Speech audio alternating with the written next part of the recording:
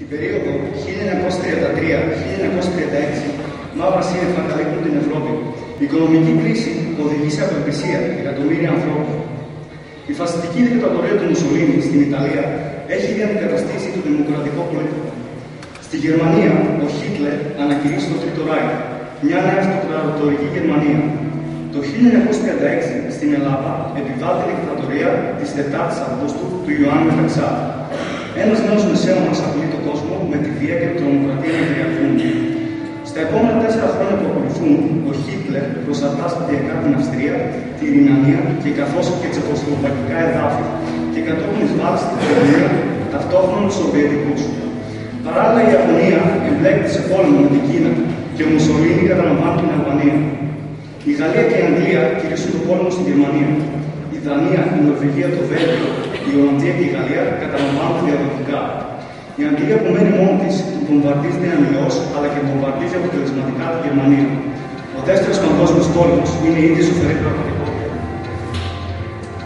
Μετά την κατάρρευση της Αλβανίας, η Ιταλία δίνει τα δόντια της στην Ελλάδα. Η πρώτη πρόκληση έρχεται το 15 Αυγούστου του 1940. Στην Τίνο τορπιλίζεται από αεροπλοίητα την ώρα της Μεγάλης Λογδής η φρεγάτα Έλλη. Στις 28 Οκτωβρίου του 1940, η Ιταλία στέλνει τελεσίγραφο με το οποίο ζητά να περάσουν ελεύθερα τα ιταλικά στρατεύματα από το ελληνικό έδαφος. Ο ελληνικός λαός παίρνει θέση, όχι στον φασισμό, όχι στον ναζισμό.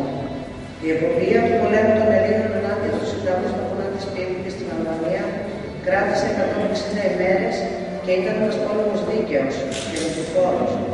Οι ελληνικές επιτυχίες στην Αλβανία είναι και η πρώτη νίκη των συμμάχων την ώρα που ο εχθρός φαίνονταν πανίσχυρος. Ενθαρρύνονται έτσι και οι άλλοι λαοί, ενώ καταστρέφεται το βόλιο του Μουσολίνη. Στις 6 Απριλίου 1941 η Γερμανία χτυπά την Ελλάδα. Ο ελληνικός στρατός, μετά από ηρωική αντίσταση, αναγκάζεται να υποκύψει στη συντριπτική υπεροπλία των Γερμανών. Η στρατιωτική ενίσχυση δικαιολογείται από 18 ημέρες και στις 27 Απριλίου 1941 οι Γερμανοί εισέρχονται στην πρωτεύουσα. Η κατοχή έχει αρχίσει. Η αντίσταση όμως στην Κρήτη κρατά ακόμα στο Μάιο του 1941 και προκαλεί την καταστροφή εκλεκτών γερμανικών δυνάμεων.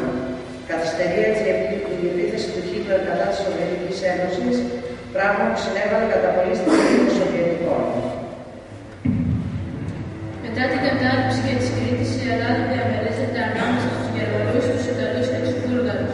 Οι κατακτητές και ιδίως οι Γερμανοί και οι Βούλγαροι όχι μόνο συντηρούνται από την ελληνική παραγωγή, αλλά υποχρεώνουν την Ελλάδα να καταβάλει και μεγάλα χρηματικά ποσά για τον ίδιο λόγο.